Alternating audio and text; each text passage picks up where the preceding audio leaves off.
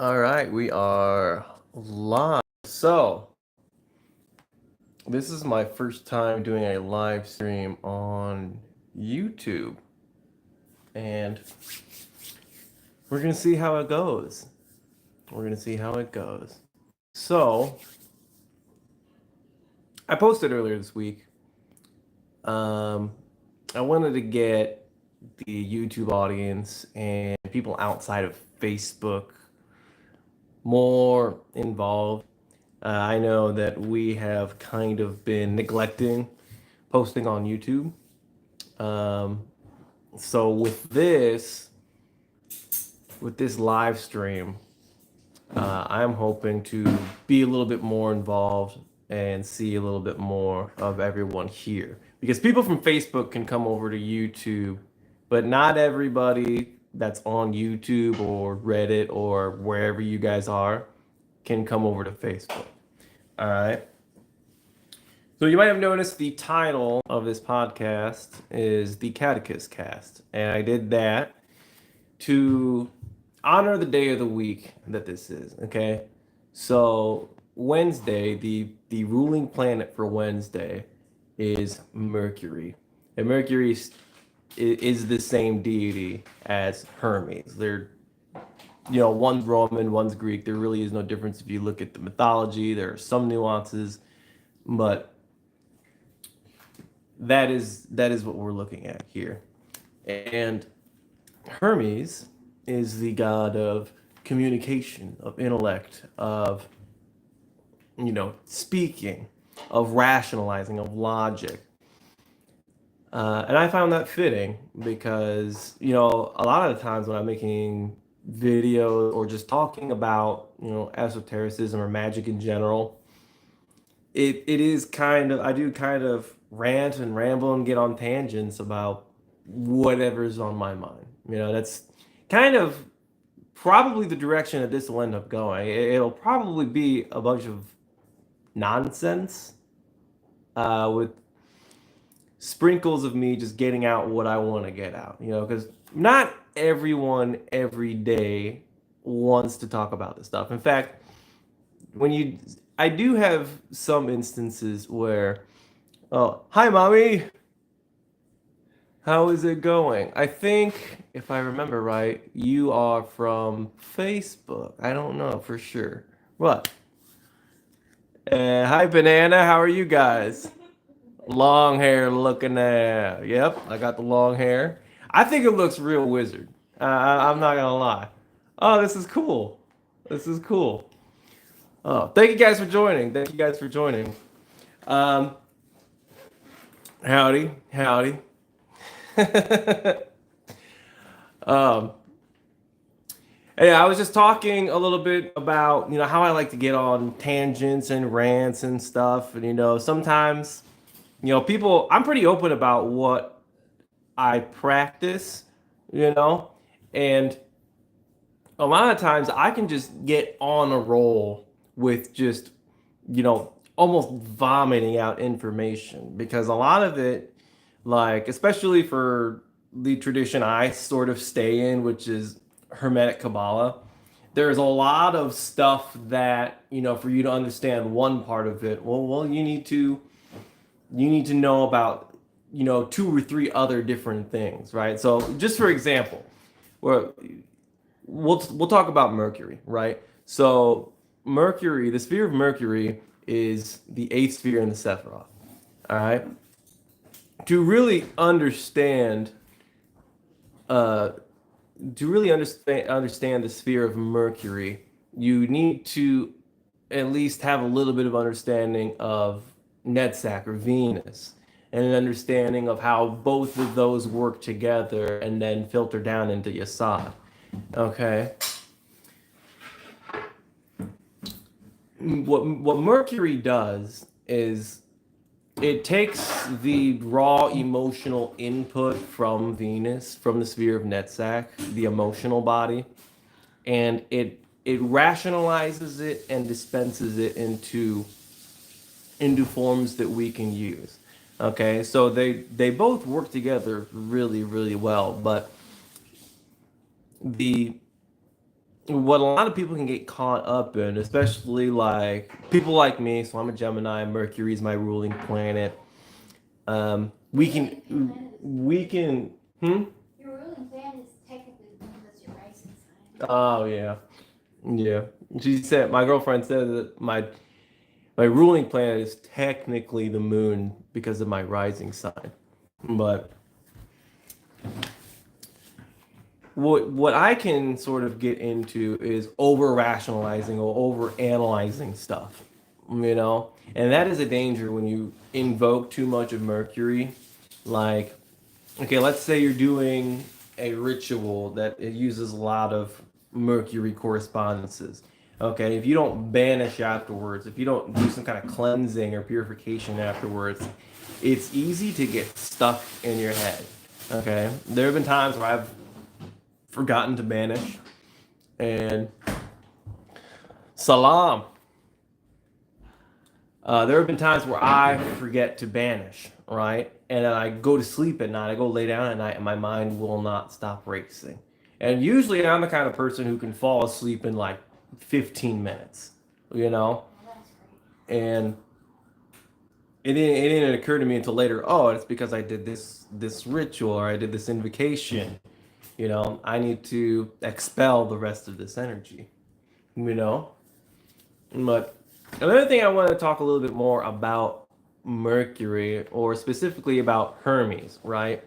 Because, you know, this is the cult of Belial. I know you guys are mostly here to talk about the left hand path, to talk about working with demons, to talk about black magic. And I think, firstly, I want to get something off my chest, okay? I see a lot of people talk about, you know, their invocations or they're doing their rituals and they're calling it black magic. Working with demons or working with darker entities isn't necessarily black magic. Okay? Black magic is pretty shock. It is pretty visceral and shocking, especially if you're doing like some of so for example, the clergy back in the day, so I'm talking like early Renaissance period or earlier. Those were the people that were writing the grimoires, who were practicing and doing the demonology and writing all this information from. I am from the United States, so I am based in the United States. Anton, our other main guy, he is from Australia. The rest of our admin team, Tracy, Dawn, and Donnie, they're all based in the United States. The United States is a big country, though, so we're kind of all over the place. You know, I think the closest one to me is probably 4 hours apart. You know, um, anyway, yeah, the clergy were the ones that were getting the experience and writing about all the and writing books about demonology and and the reason they were doing this was because they were tasked with, you know, spiritual warfare of some kind, you know, and they were learning that their rituals and their rites, well, you know, you not only have the ability to get rid of a spirit, whatever it may be, but you can also tell it what to do. So this really theurgic based system became twisted, and it took something supposedly divine. Okay, I'll use it in quotes because theurgy, it's more technical than divine. Any theurgy you really do is it's more like a science than anything else, you know. But when people were doing when these this clergy members were doing these rituals, they started, you know, getting carried away with what's possible and what spirit can do this and timing it, and they started using their sacraments, right, in a twisted and perverted way for whatever reason you have, right? Like there's, you know, writings about curses being done with the Eucharist, or um, just really gruesome stuff, man, that I have read about, and then when you compare that to stuff that you see nowadays, where it's like, hey, you got a cool ritual going on, but there's really nothing inherently black about it. If you work with a demon to better yourself, are you a black magician? I would argue it just makes you a magician. I don't know, the whole concept of left hand and right hand path. I just walk a path, the path. That's all there is to me. You know. But have I tried any black magic disorder yourself? I'm glad you asked. So the previous video that I posted, the Black Sacrament, the Black Blood of Belial, you sort of dip your toes in the water there, okay? And in that video, I attached a PDF with the theory and analyzing it and everything. What you're doing is you're taking something that is sacred, the imagery of something that is sacred, right? So the Christians, the Catholics specifically, have a ritual that is called transubstantiation, where they turn what they believe is they turn the water and the wine into the actual literal blood of Christ. Okay? And the black sacrament sort of takes that holy idea from them and inverts it. Okay? And I have done this ritual, I forget when I first channeled it and started working it. I want to say it was over a year and a half ago. Okay? Um, but it takes that imagery and it twists it and it blackens it. Okay? And that's where the real root of black magic is twisting and perverting something quote unquote sacred. It doesn't matter. It transcends religion and beliefs, like I'm not very caught up on the Eastern religions or Eastern spiritual beliefs, but if they have something, I guess this would be like I think the Hindus consider cows sacred, right? This would be like having a ritual that would deliberately use the symbolism of a cow and using it for something other than it was, like using the vehicle of transgression to power your right. Okay. And that and this ritual that I shared have there's a real potency to it. I did it this morning, right? And you can tweak it in different ways to get different results. Um, and you get this through doing this, you get this closeness and this intimate relationship with Belial. Okay. And I did it because I woke up, I was anxious, I couldn't sleep, I did not want to get to work, I didn't want to face, what I thought were going to be was going to be a bad day, and it really anchored me to the ground. It gave me this weight and this confidence to go about my day, you know. But this specific ritual um, is a preparation for something bigger. Okay, and I haven't shared what the bigger thing is yet. Um, and I've sort of kept it a little bit to myself, besides with the other admins in the cult, because I think that if you aren't prepared for the level of visceralness that doing stuff like this can do, I think it can be dangerous. In fact, I think I know it can be dangerous. You know? So I think before I share stuff like that, there's going to be sort of a checklist that I want you to, I want to know if who I'm sharing it with is actually prepared enough to do this, you know? Um, Yeah, it is. That has been my experience. I hope that answered your question.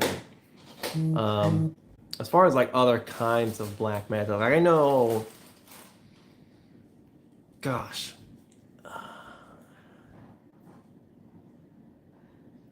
I know something that's kind of nitty gritty. I don't really know if I would really call it black magic. I guess I would, but I know there are some folk traditions that use a lot of like animal parts and animal sacrifice, and just cross line after line after line to get what they want. I haven't done any sort of that I have. working. Sierra's saying she has, which is I fucking love that woman, dude. I think that's cool. Um, but I guess if the question is, would I cross those lines? I most definitely would. I'm too deep into this to really fucking say no anymore. You know? Um, gosh, I really lost what I was talking about earlier. I was talking about Mercury, and I was talking about the tree of life, and then we got into the black sacraments. Um, gosh, if anybody remembers, be sure to comment it. Yeah, sacrifices are definitely intriguing. I knew a guy who, I actually knew two people who would use like feeder mice in their sacrifices. You know, there is one thing. I have a ritual with Beelzebub. I didn't actually use a sacrifice, but it did use. I can't remember if I used cow's blood or if I used lamb's blood. Both of those things you can get at a butcher pretty readily. This is the kind of stuff that they just kind of throw away, and you'll get weird looks if you ask for it.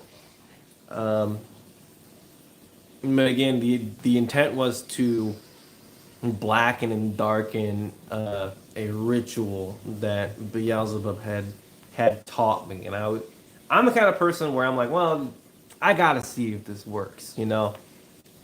I think that's healthy, especially working with spirits. It's healthy to kind of be skeptical, you know, and sort of ask yourself, is this really the instructions that I'm being given? Is this really the results? Like, am I really going to get results if I follow through with this? Um, and yeah, it does.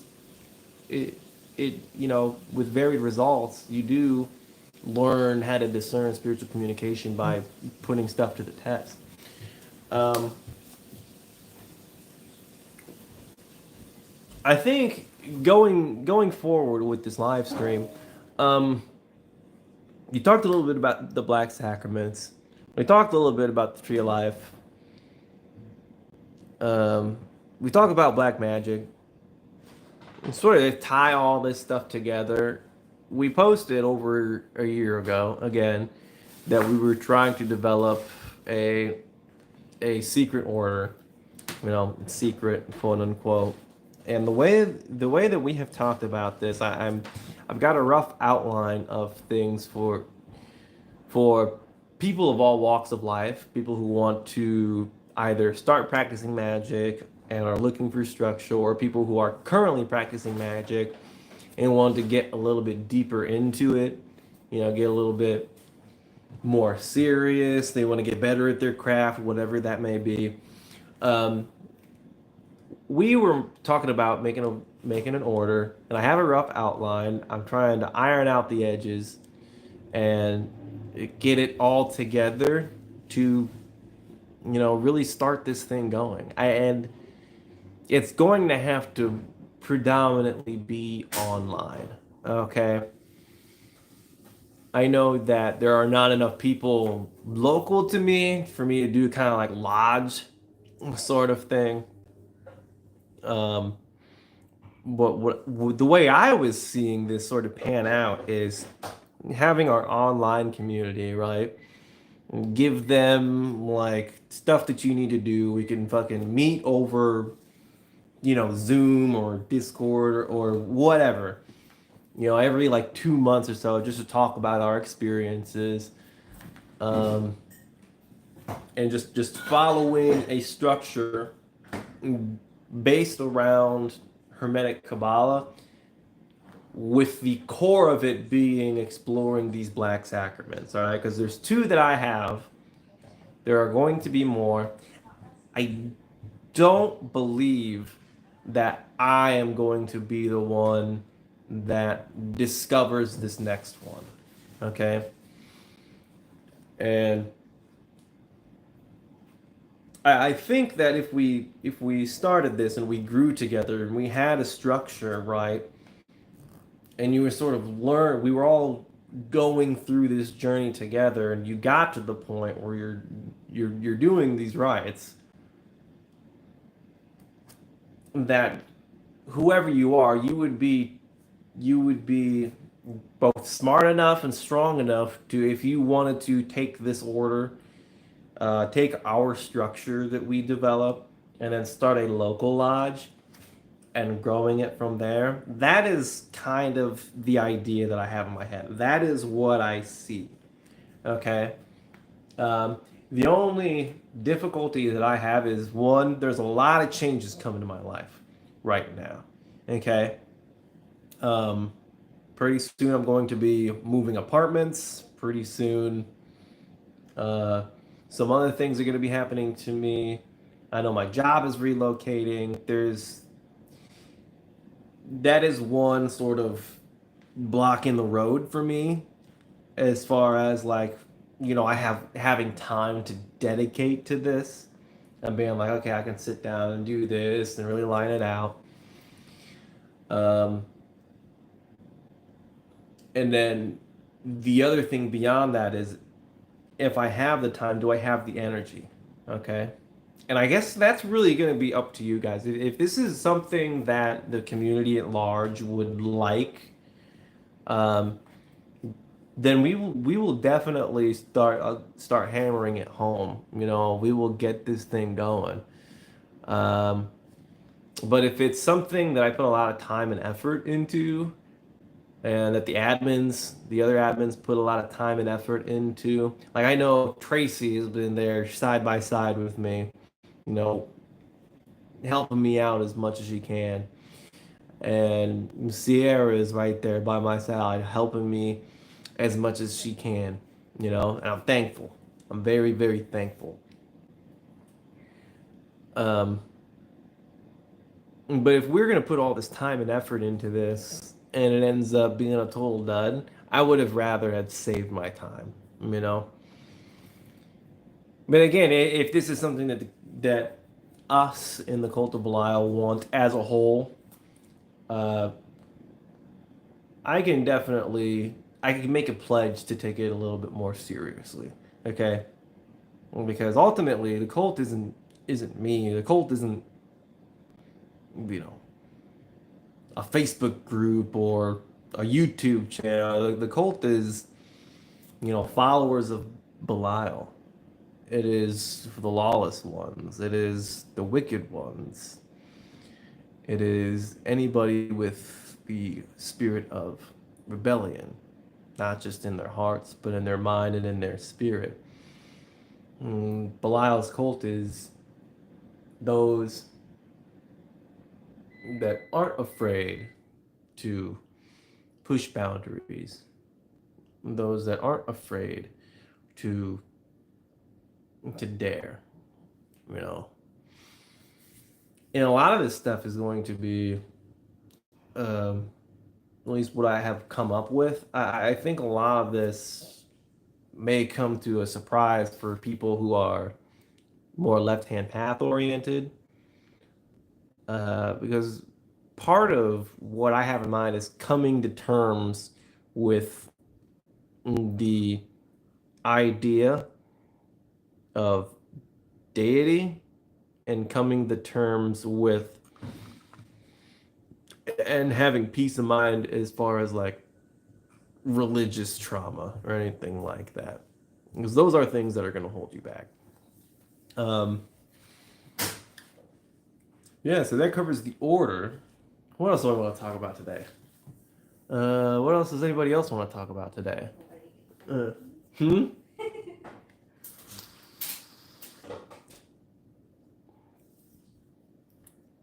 Gosh, I've rambled for almost half an hour now. That's pretty good.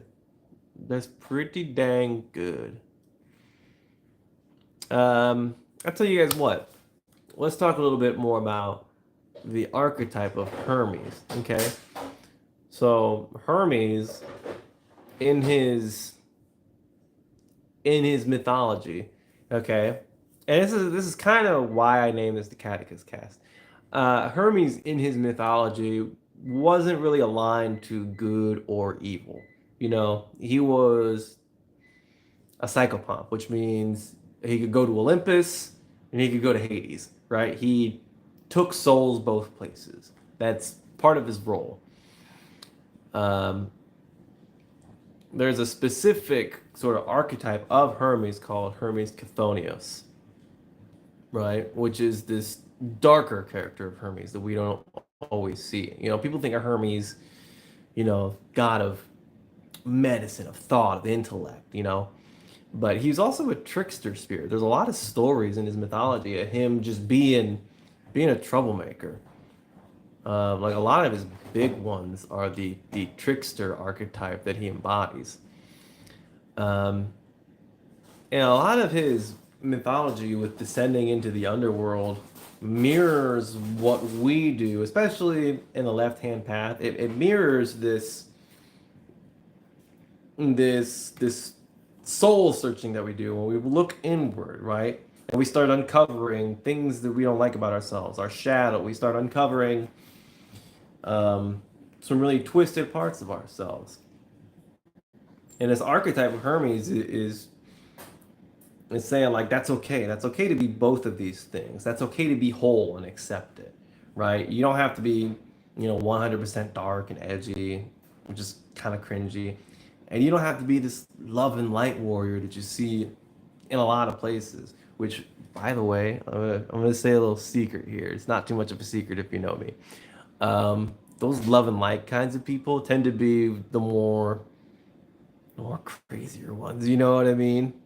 Like, believe me, there's sort of crazies on both sides, but the love and light ones, dude. The minute you start the minute you start being adversarial, and I know this because I've been invited to a lot of Facebook chats, and for me, it's just really fun to troll people and just be a nuisance. I've been banned from a group for being a nuisance. Like, there's this guy who's, oh my God, he was calling it. He was like, "I am Ra. I am the incarnation of Ra," and I was like, "You are not Ra." He was like, he was telling me he could melt me with his thoughts, dude. And I was like, "You are a lunatic if you think you can do that, dude." And I was telling him, "Do it, fucking do it," you know.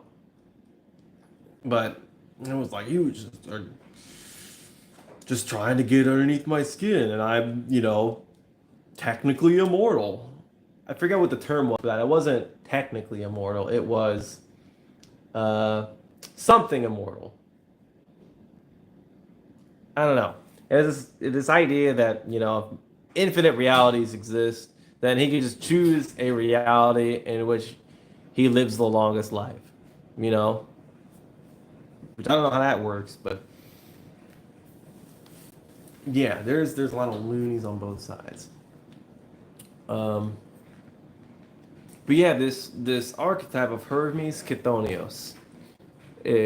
When we read the mythology, if we decide to invoke Hermes, if we decide to work with that archetype of the psychopomp, especially on today, you know, Wednesday, um, we can start to do like the inner reflections. We can see this mirror that his archetype brings, you know. And by the way, I want to clarify something. When I say archetype, I'm not saying like this is just in our heads, you know. These things. Oh, hey, Lays. I haven't seen her in a while. Glad to see you're still around. Um, but when I say archetype, I'm not saying like this just exists in our heads, right? these things exist both on a macrocosmic and a microcosmic level. Okay, so like in Kabbalah, there's this idea of the four worlds, right? The highest, most subtle plane that is described is a divine archetypal plane, okay, where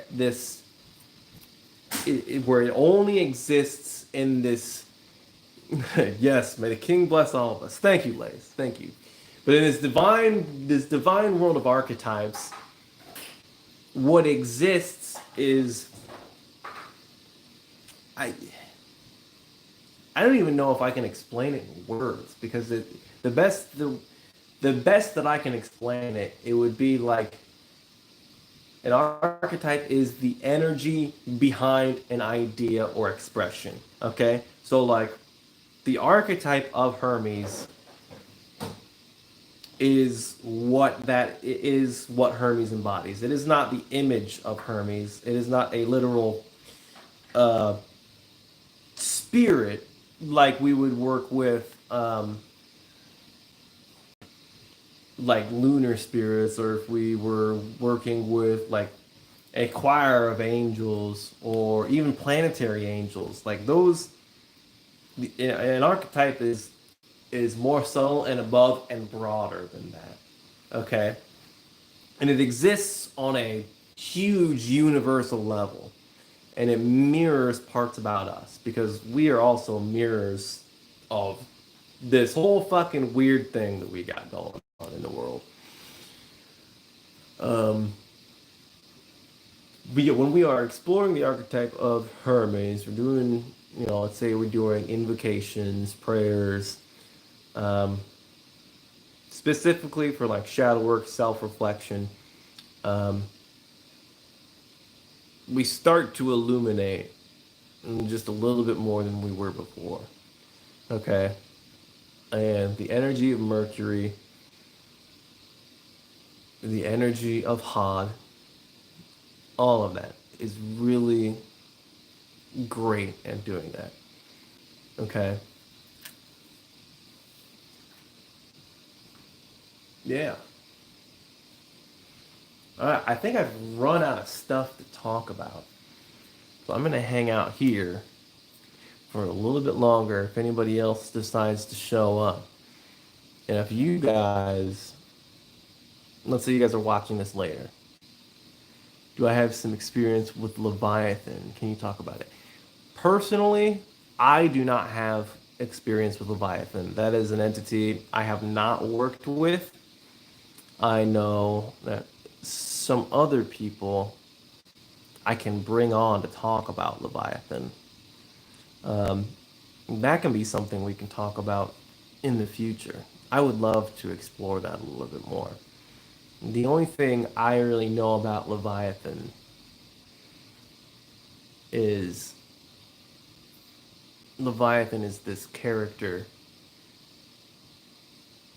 that in the book of Job is described as this something so massive and monstrous and all consuming that the only thing powerful enough to really curb it was God of the Bible himself. Okay?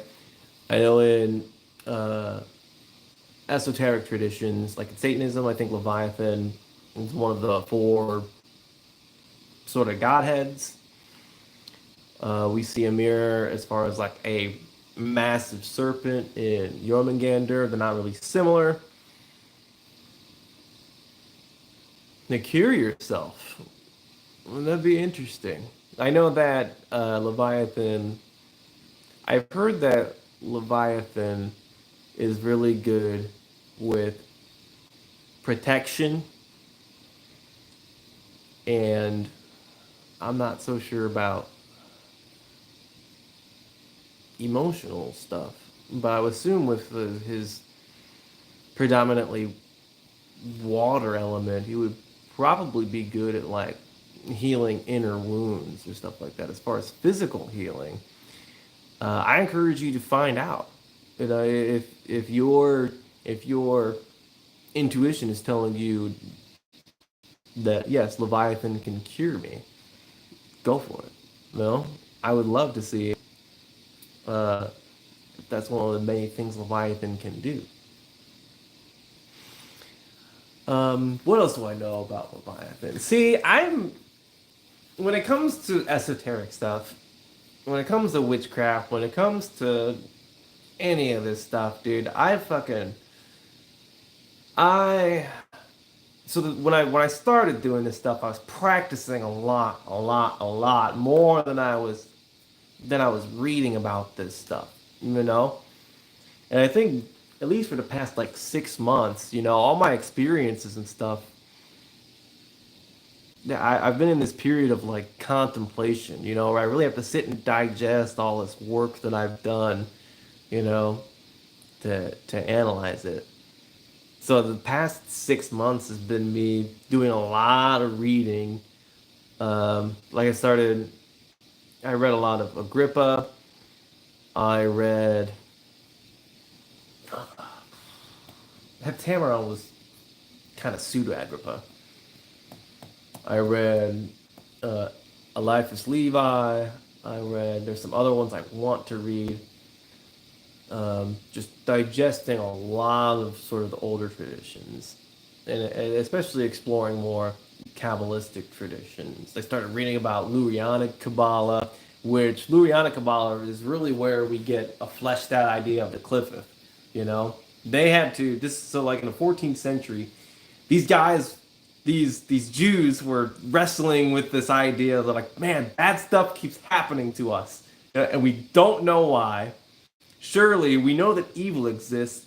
How can we sort of rationalize that evil can exist if, everything is this all good loving God, and they developed, well, surely, you know, parts of these emanations of God must have eroded and fell and shattered, and they still held some of the divine within it. But since they are so far away from the divine light, they became corrupted and inversions and entropy embodied. And that's where we get the idea of shells or husks or the clifford. Okay? And I think that is so cool when you get down to like reading about where all this stuff came from, and then you get a deeper understanding of it. Like, don't get me wrong, the people, like our contemporaries, uh, people writing books nowadays, people, talking about the Clifford nowadays, they're good. Don't get me wrong.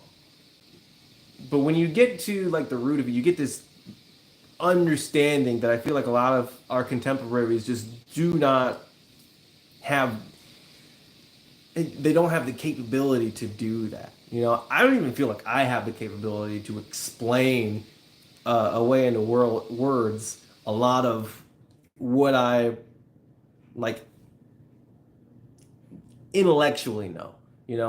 Like that is one thing that I struggle with is, okay, I understand this idea, but if I were to explain it to you, it would come out as a jumbled word, like a jumbled word salad.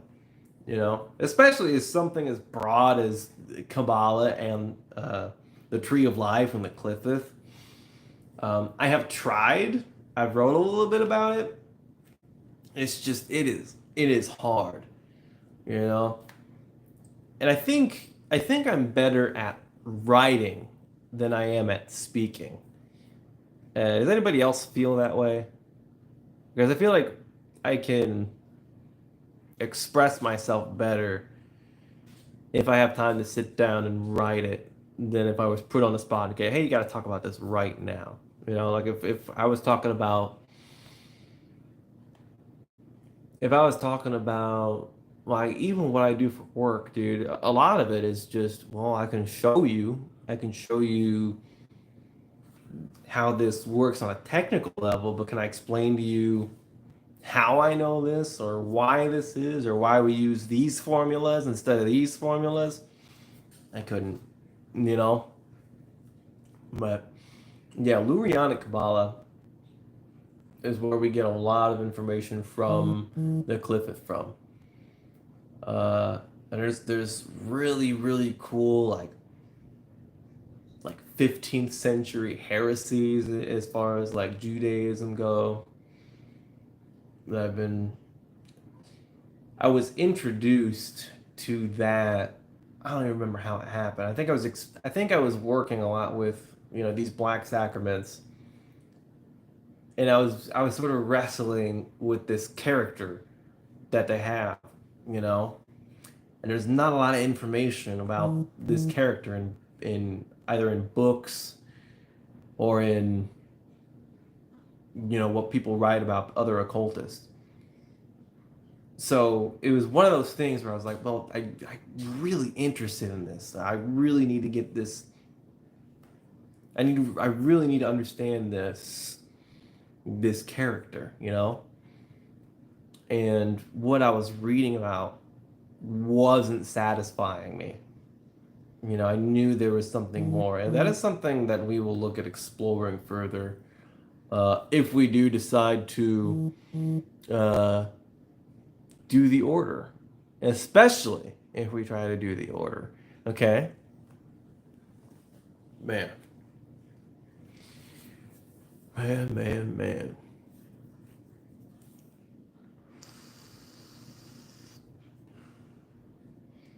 All right, what else can we talk about? Let's talk about just some quick magic that I have done in the past, you know, couple weeks. Um, for those of you who are friends with me on Facebook, you guys know that I'm in a band. And a while back, we had our first show at a bar. It really wasn't anything to write home about, but I'm proud of myself because we played live at a bar in front of a crowd. It was pretty cool. And I made a little sachet bag, a good luck sachet bag. That's something anybody can do. It's a mojo bag with a bunch of herbs that correspond to, that have like luck qualities and jovial qualities, because Jupiter is the planet you want to invoke when doing anything with luck. And everybody after the show was like, "You did really, really good." Um, but when I go back and I look at like live recordings of it, I'm like, I did not do good. I don't know what you guys are talking about, but everybody enjoyed themselves, so that's good. And a lot of people came out for that. That's just some stuff that I've done recently. Of course, Black Sacrament, the Black Blood of Belial. I've been doing that again. Um, I've been doing sigil magic. I've been exploring other ways to make sigils besides channeling them, because I don't always want to have to sit down in ritual and really fucking flesh out, okay, is this the sigil? And then drawing it out and being like, well, you know, this feels close, but it's not quite right. And then sitting down, meditating again, getting another slight vision, but still struggling with that. So a lot of the sigil magic I've been um, experimenting with has to do with the rose cross method and using gematria. So gematria is breaking a word or a sentence down to its number values, and then using one of the planetary squares to make a sigil. Okay, and again, this is more technical stuff. Each of the traditional planets has a number that it corresponds to, right? And it's all, this all corresponds with the tree of life, right? So starting with Saturn has a value of 3 because it's the third sphere. Then you go into the multiples of 3. So the square is a 3 by 3 grid with 1 through 9 on it. And I think if you add all those numbers up, it totals to 25. I don't know. I can't remember off the top of my head. But you would use those, like, if a letter had the value of 1 or 2, or if the word had a value of, you know, of 31, you could break it down to 3 and 1 and draw a sigil with that. Um, and that kind of stuff is really cool to play around with, especially like if you're in timing your rituals, you know, looking at the moon cycle, You can even line it up with one of the lunar mansions. You can line it up with an astrological event like, where we are in the zodiac, looking at, okay, which planets are conjunct or trine and things like that. And you get into like creating really powerful talismans. Another thing I've been reading a lot about is like ritual tool making. I have a way that I've been making ritual tools, and it's good, but I want to experiment with more methods just to see like for example, in the Golden Dawn they have this tool called the Lotus Wand, where they charge it with all the the zodiacal energies, and they make a little lotus at the tip of it, you know. And the way they used this was depending on what zodiac they were working with, there'd be a colored band on this wand that they would hold with their index finger and their thumb. That's where they would hold it, and they would use that to direct the energy. If they were doing like more divine stuff, if they were working in the tree of life, they would hold it at the white end and they would point it towards their head. Um, if they were doing Enochian visions, they would do the same thing. If they were doing more materialistic stuff, they would hold it at the black end. Um, it seems very versatile, and it's one of those things like I like building shit. I like making stuff. Um, that's one of those things where it's like, oh, making ritual tools. Let's try it. What's the worst? The worst thing that can happen is nothing. You know what I mean? And I'm okay enough in my practice where I can admit, okay, this isn't working. Let's throw this away. Or this hasn't worked. Or this spell's a dud. You know? It ain't that big of a deal. You just try again. Maybe the stars weren't lined up the right way. Or maybe I read this wrong. Or maybe I did this wrong. You just keep fucking trying. You know? Yeah. So if you guys want to... What I want to see in the comments, either before I end this cast or when you guys are watching this later, okay? I want you guys to put in the comments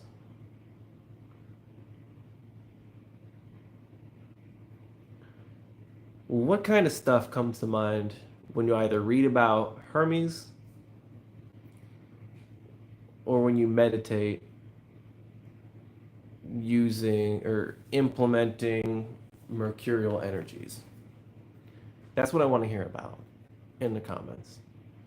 And if you have no experiences with that, comment why you haven't tried yet. Maybe it just hasn't crossed your mind, or maybe you just haven't had time to do it. Or maybe it hasn't interested you. All right. Well, this has been really fun. We can plan to do this same time next week. And until then, guys, thank you for watching. Have a good rest of your night.